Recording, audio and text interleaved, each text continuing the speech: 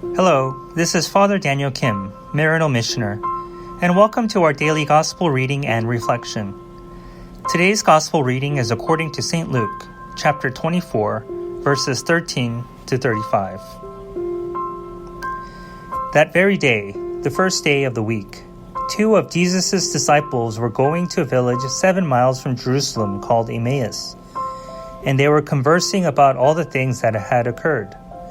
And it happened that while they were conversing and debating, Jesus himself drew near and walked with them. But their eyes were prevented from recognizing him. He asked them, "What are you discussing as you walk along?" They stopped, looking downcast. One of them, named Cleopas, said to him in reply, "Are you the only visitor to Jerusalem who does not know of the things that had taken place there in these days?" And he replied to them, "What sort of things?" They said to him, "The things that happened to Jesus the Nazarene, who was with a prophet mighty in deed and word before God and all the people. How our chief priests and rulers both handed him over to a sentence of death and crucified him. But we were hoping that he would be the one to redeem Israel. And besides all this, it is now the third day since this took place. Some women from our group, however, have astounded us. They were at the tomb early in the morning and did not find his body. They came back and reported that they had indeed seen a vision of angels who announced that he was alive. Then some of those with us went to the tomb and found things just as the woman had described, but him they did not see." And he said to them, "Oh, how foolish you are! How slow of heart to believe all that the prophets spoke! Was it not necessary that the Christ should suffer these things and enter into his glory?"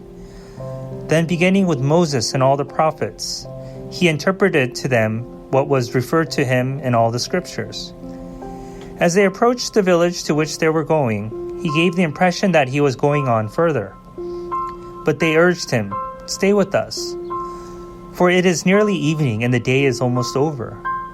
So he went in to stay with them.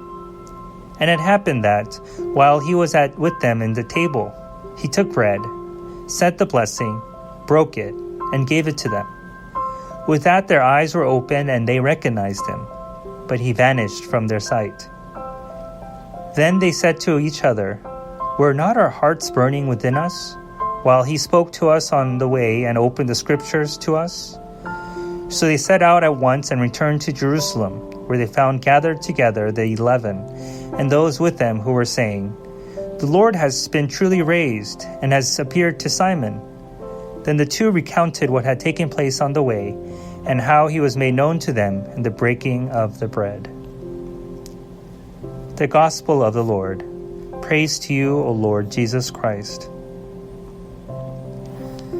The road to Emmaus is a beautiful story of encountering the risen Christ through hospitality and breaking of bread.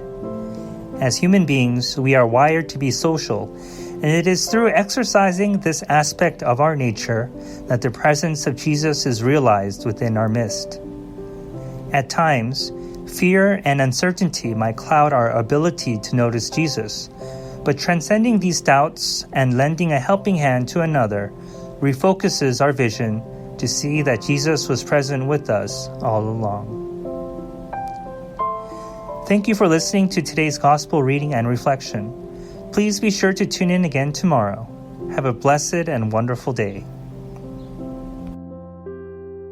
If you enjoyed today's Gospel reading and reflection, please make sure that you subscribe wherever you're listening to podcasts. Also, if you know somebody who may find value in today's reading, please make sure that you share it with them.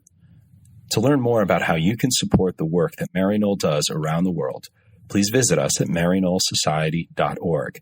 And if you're interested in subscribing to our online magazine, please feel free to visit us at maryknollmagazine.org. Thank you once again for spending your time with us today, and God bless.